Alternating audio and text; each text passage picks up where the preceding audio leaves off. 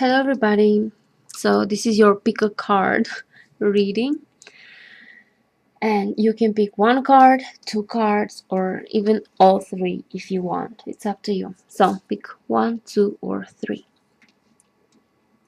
Okay, if you pick card number one, we have the attachment to the past, the water element.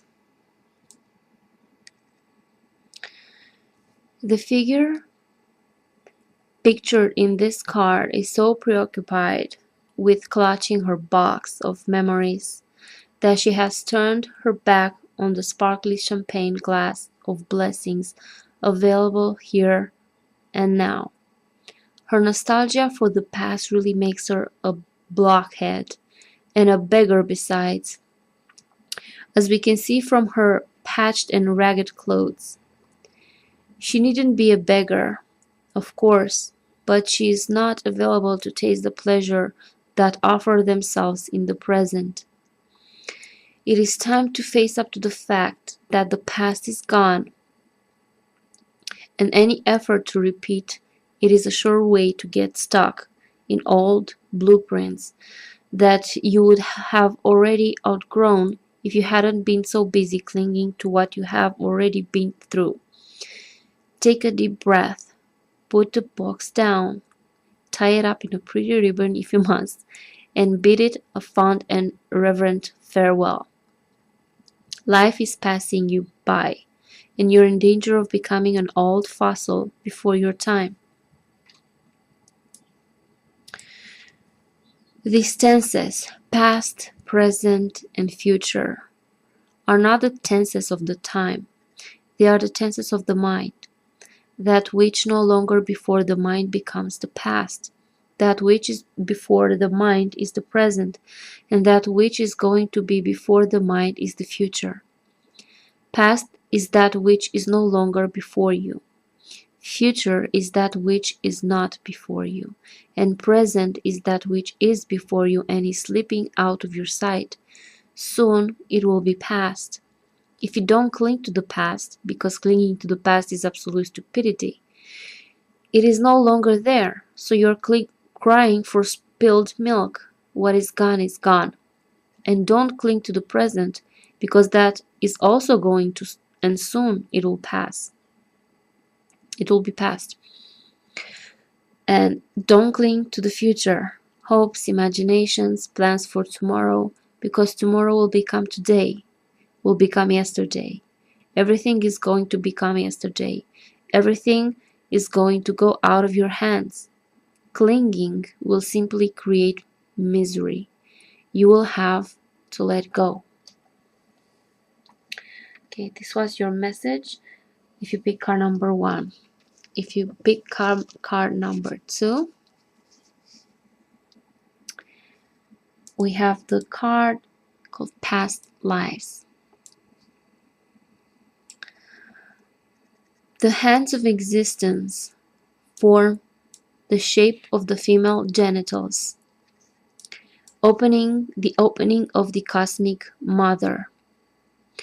Revealed within are many images, faces from other times.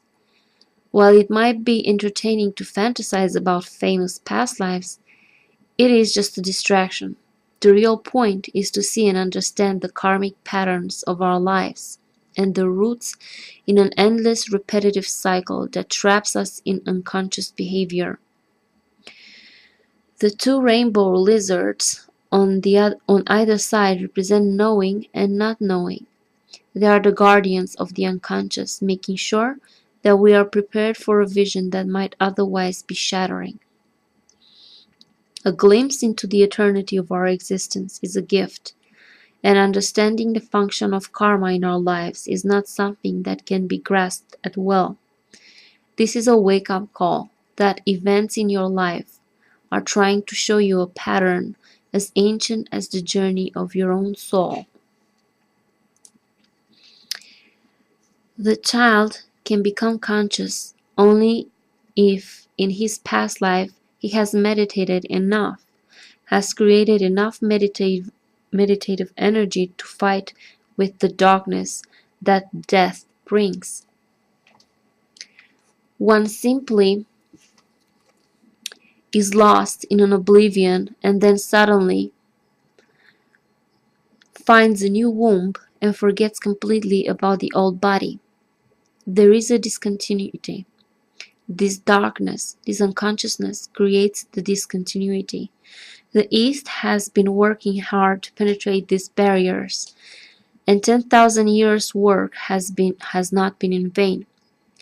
Everybody can penetrate to the past life or many past lives, but for that you have to go deeper into your meditation for two reasons.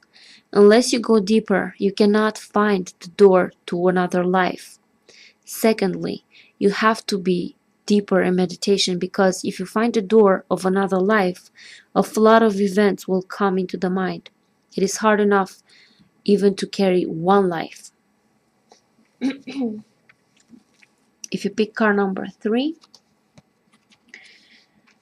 we have the 6 of Cups, the 6 of Water. It's called the Dream. Some enchanted evening, you're going to meet your soulmate, the perfect person who will meet all your needs and fulfill all your dreams, right? Wrong. This fantasy that songwriters and poets are so fond of perpetuating has its roots in memories of the womb, where we were so secure at one with our mothers. It is no wonder we have hankered to return to that place of all our lives. But, to put it quite brutally, it is a childish dream, and it's amazing we hang on to it so stubbornly in the face of reality. Nobody, whether it's your current mate or some dreamed-of partner in the future, has any obligation to deliver your happiness on a platter, nor could they even if they want to.